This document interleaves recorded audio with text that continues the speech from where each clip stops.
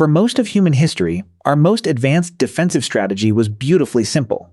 If something dangerous showed up, leave. Lion, leave. Hostile neighbors, definitely leave. Someone wants your favorite berry patch? Congratulations, it is now their favorite berry patch. And for mobile hunter-gatherers, this actually made sense. You cannot successfully besiege a village that packed up yesterday. But eventually, humans did something very strange. We stopped running. We built permanent homes, we stored food, we planted fields, we accumulated tools, livestock, grain, and all the other wonderful possessions that make moving suddenly feel like an administrative nightmare. And once a place became valuable enough to defend, another idea followed. What if the enemy had to get through something first? A ditch, a fence, a wall, then a bigger wall, then towers, then gates designed with the architectural philosophy of making unwanted visitors regret every decision that brought them there. The fortress had begun, not as a single invention, but as a new way of thinking about survival. Before humans could invent fortresses, they had to invent a much more dangerous concept. Stuff, not just tools you could carry, not just a spear, a basket, or a suspiciously important rock. Real accumulated property, food stores, houses, fields, herds, water access, places where your children were born and your dead were buried. In other words, humans needed something worth defending. For hundreds of thousands of years, many hunter-gatherer groups survived through mobility. If local resources collapsed, animals migrated, or another group became too aggressive, moving was often possible. Not easy, not painless, but possible. A fortress makes almost no sense if your entire community can walk away. The equation changes when people begin investing heavily in one location. During the late Pleistocene and early Holocene, some hunter-gatherer communities in resource-rich regions were already becoming less mobile. Permanent or semi-permanent structures appeared. People returned to the same places repeatedly. Then agriculture accelerated the process. Once you plant wheat, wheat becomes an extremely demanding landlord. It does not migrate with you. Fields must be tended. Grain must be harvested. Food must be stored somewhere dry. Domesticated animals need space, water, and protection. Houses become larger investments. Villages become collections of accumulated labor. And accumulated labor creates accumulated temptation. Imagine two communities during a bad year. One has spent months planting, harvesting, drying, and storing grain. The other discovers this impressive agricultural achievement and develops an equally impressive economic strategy. Steal it. Suddenly, the village is not just where you sleep. It is a warehouse, pantry, nursery, workshop, cemetery, and bank account made of mud brick. Walking away now means abandoning months or years of work. This is the crucial prerequisite for fortification, territorial investment. The more effort people pour into a place, the more expensive it becomes to lose that place.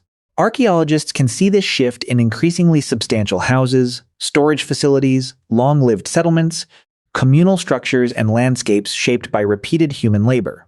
But defending a settlement requires more than property. It also requires cooperation. A wall is not one person's project. Even a relatively simple ditch demands organized labor.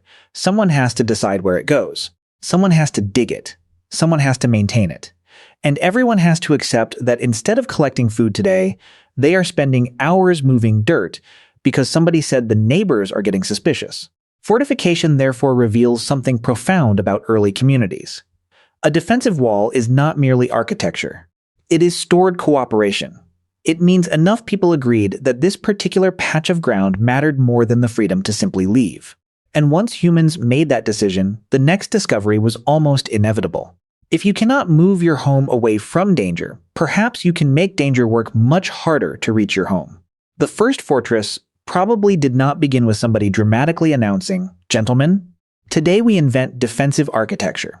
It was probably much less glamorous. Someone dug a ditch. Someone else noticed that climbing out of a ditch while carrying a weapon is extremely inconvenient. And humanity, as usual, learned something important by watching somebody else have a terrible day.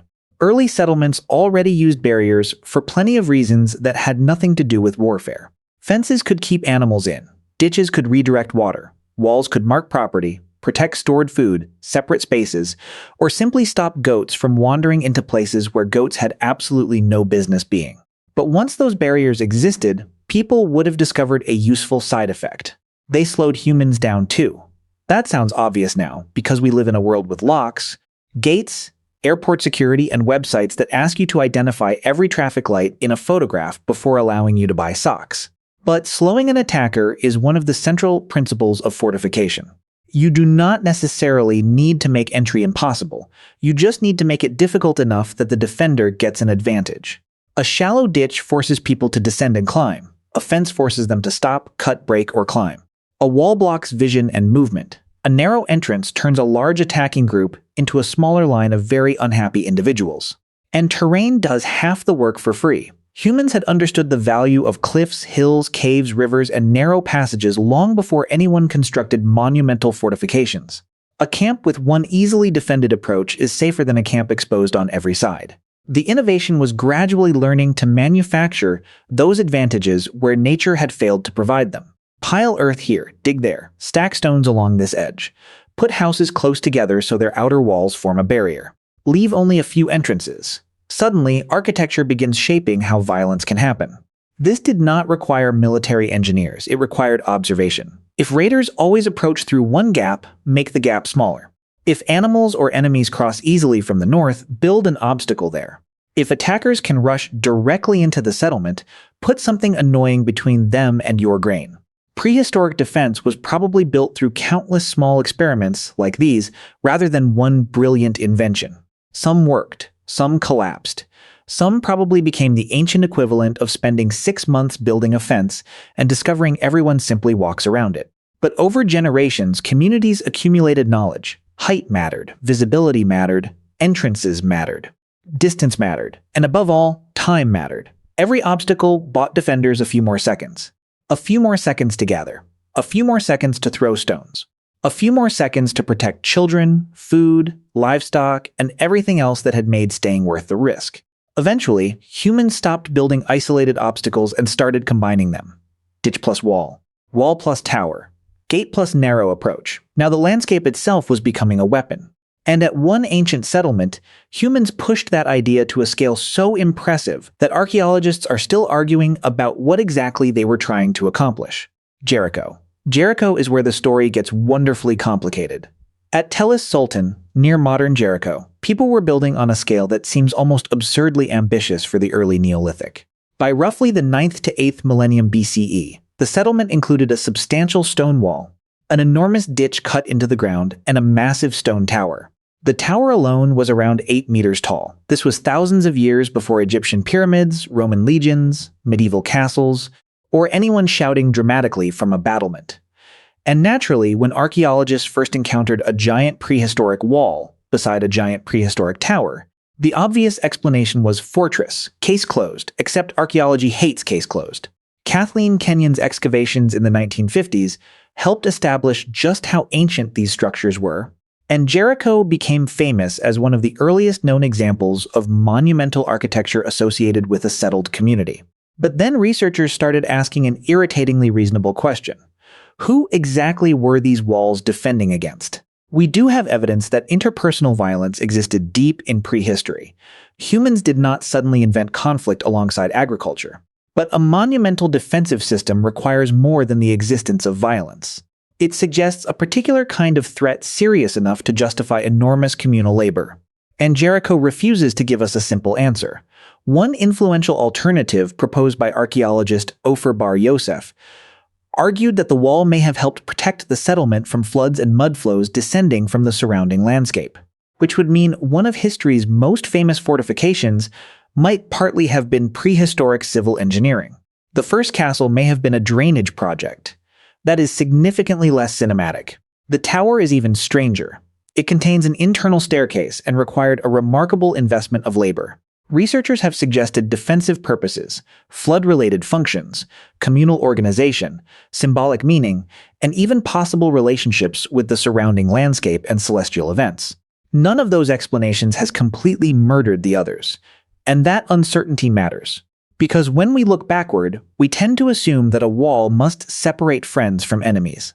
But walls can separate dry ground from floodwater, livestock from crops, private space from public space, sacred areas from ordinary ones, or simply us from everything outside. Jericho may therefore represent something more interesting than the first recognizable fortress. It may capture the moment when humans discovered monumental boundaries. Once hundreds of people can cooperate to dig a huge ditch and raise a stone barrier around a settlement, They have demonstrated a new social technology. They can organize labor, reshape terrain, control movement, and physically announce that this place is different from the land beyond it. Whatever Jericho's builders feared, respected, or wanted to control, they had learned that stone could change behavior. Water could be redirected, animals could be contained, strangers could be funneled. People inside could become a clearly defined community. And if violence ever arrived, all that expensive stone would suddenly become extremely convenient. That is why calling Jericho simply the first fortress misses the best part of the story. Fortresses probably did not begin as one perfectly recognizable invention. They emerged from overlapping technologies for managing people, resources, landscapes, and danger. But eventually, the archaeological record becomes much less ambiguous. Because later communities built walls where the message was considerably harder to misunderstand. Stay out. The problem with prehistoric walls is that they cannot testify.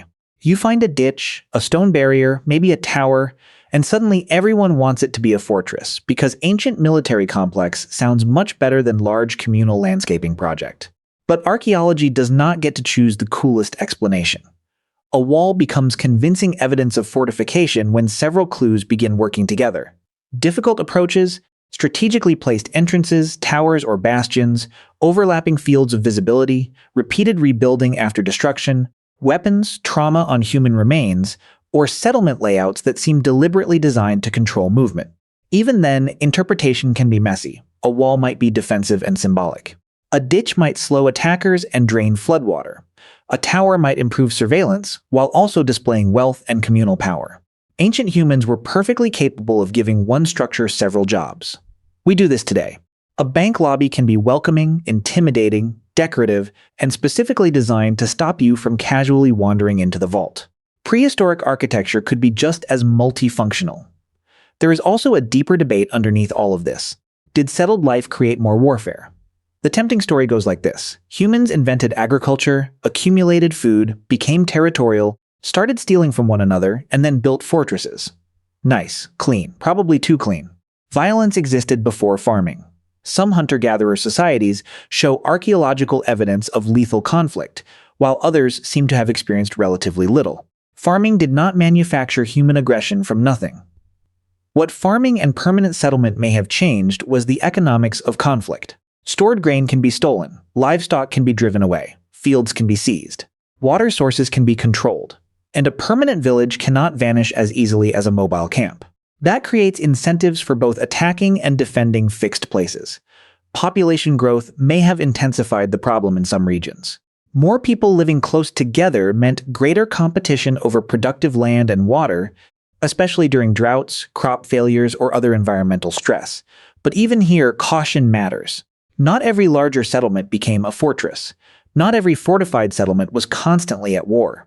And not every imposing wall proves that hordes of enemies were waiting outside. Sometimes fortifications may have been statements. A massive wall tells outsiders that a community can mobilize labor. It says we are organized. It says we control this place. It may even say, please assume we are more dangerous than we actually are, which is basically the architectural version of making yourself look bigger when confronted by a bear. And that psychological effect is important. The best fortress is not necessarily the one that survives an attack. It is the one that convinces the attacker to choose somewhere easier. So ancient fortifications were not just machines for stopping people. They were messages. They communicated territory, cooperation, power, and threat before a single spear was thrown. That makes the invention of the fortress less like the invention of a tool and more like the invention of a system. Humans learned to combine geography, architecture, labor, fear, and social organization into one defensive package. And once communities became larger, wealthier, and more politically complex, that package began evolving quickly. Walls became thicker, ditches multiplied, entrances became traps, towers became platforms. And by the Copper and Bronze Ages, some settlements were no longer merely protected. They were engineered to make attacking them a deeply regrettable career choice. By the Copper and Bronze Ages, humans had taken the basic idea of put something between us and them and turned it into an increasingly sophisticated science. A good example comes from Los Millares in southeastern Spain. Beginning in the 4th millennium BCE, the settlement developed an extraordinary defensive landscape of multiple stone walls, bastions, controlled entrances, and nearby outlying forts. This was no longer a village that happened to have a wall. This was architecture designed around the possibility that someone might try very hard to get inside. And people were becoming remarkably creative about making that attempt unpleasant.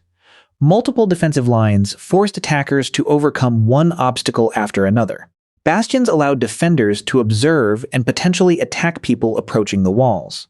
Narrow entrances limited how many enemies could enter at once, because nothing ruins a large invading force quite like making it form an orderly queue. But fortresses were evolving for another reason. Societies themselves were changing. Long-distance trade was expanding.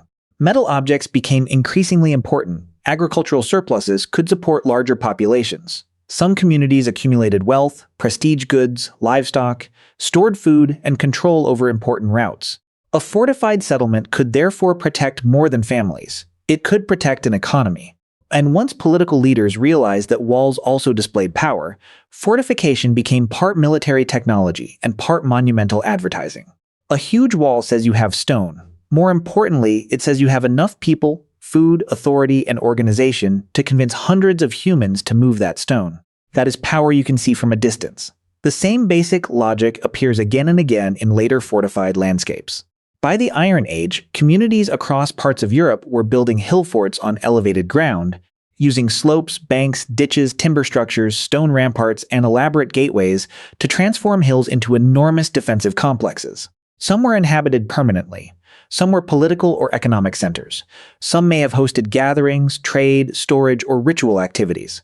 And some probably performed several of those functions simultaneously, because ancient people apparently refused to organize their settlements into convenient archaeological categories. Maiden Castle in southern Britain became one of the most spectacular examples. Its massive earthworks wrapped around the hill in multiple layers, creating steep banks and deep ditches. Anyone attacking uphill would have faced exhaustion before even reaching defenders. This is the part of fortress design that people often overlook. Ancient fortifications did not need to be indestructible. They needed to manipulate movement. Make attackers climb, make them turn, make them bunch together, expose their sides. Force them toward entrances where defenders know exactly where they are going. In other words, a fortress is not simply a wall. It is choreography for people who absolutely do not want to dance. And then came the arms race. Whenever defenders improved walls, attackers searched for better ways through them. Scaling ladders encouraged higher walls. Gates encouraged rams. Walls encouraged siege ramps, undermining, and eventually increasingly specialized siege equipment. Defenders responded with stronger gates, projecting towers, deeper ditches, more complicated approaches, and additional defensive layers. The fortress had transformed from a passive barrier into a machine for controlling an entire battle. But perhaps its greatest power remained psychological. Standing outside a massive fortified settlement, an attacker could calculate the cost before fighting even began. How many people would die crossing the ditch? How long would food supplies last during a siege? Could the gate be broken? Were defenders waiting behind another wall? Suddenly, stone and dirt were doing something no spear could do. They were fighting before the battle started. And as civilizations grew larger, rulers realized that this technology could do more than protect communities. Fortresses could control roads, guard borders, secure trade, protect palaces, dominate conquered populations, and announce who owned the landscape. What began as a way to defend a home had become an instrument for building states. Today, most of us do not live behind a stone rampart on top of a hill, which is convenient. The commute would be terrible, but the fortress never really disappeared. It changed materials. Your front door has a lock. Your apartment building may have controlled access. Wealthier neighborhoods build gates and fences. Nations maintain borders, checkpoints, military bases, and defensive infrastructure. Your phone requires a passcode. Your bank account requires authentication. Your computer uses something literally called a firewall. Apparently, after 12,000 years of technological progress, humanity looked at ancient defensive architecture and said, yes, but what if the wall could reject suspicious emails? The underlying logic is remarkably old. First, humans create something valuable. Then we establish who belongs near it. Then we build boundaries. Then somebody figures out how to cross those boundaries. Then we improve them. That pattern began long before castles. The earliest monumental walls emerged from communities learning to remain in one place, organize labor, protect resources, manage landscapes, and define themselves against an outside world. Whether every early wall was built specifically for warfare matters less than the larger transformation they reveal. Humans had begun turning insecurity into architecture, and that changed us. A fortress allowed people to invest more deeply in a place because leaving was no longer the only response to danger. But fortification also made territory more meaningful. Once you build walls around something, you are making a powerful statement. This is ours. That statement can create safety. It can also create exclusion. Fortresses protected farmers, merchants, children, grain, animals, temples, rulers, and entire cities. But the same walls could divide populations, enforce political authority, protect inequality, and remind everyone exactly who controlled the gate. So the history of fortresses is not simply the history of humans becoming better at war. It is the history of humans becoming attached to land, attached to possessions, attached to communities, attached to the idea that some places are worth defending even when escape would be easier. For our mobile ancestors, survival could mean knowing when to leave. For later humans, survival increasingly meant learning how to stay. And somewhere between those two strategies, someone looked at danger approaching across the landscape and decided that running was no longer acceptable. They dug a ditch. They stacked some stones. Other people improved the idea. Thousands of years later, we surrounded cities with walls, crowned hills with fortresses, built castles, bunkers, borders, vaults, passwords, and encrypted networks. We became extraordinarily sophisticated. But the basic thought never changed. We have stuff now, so you cannot just come in.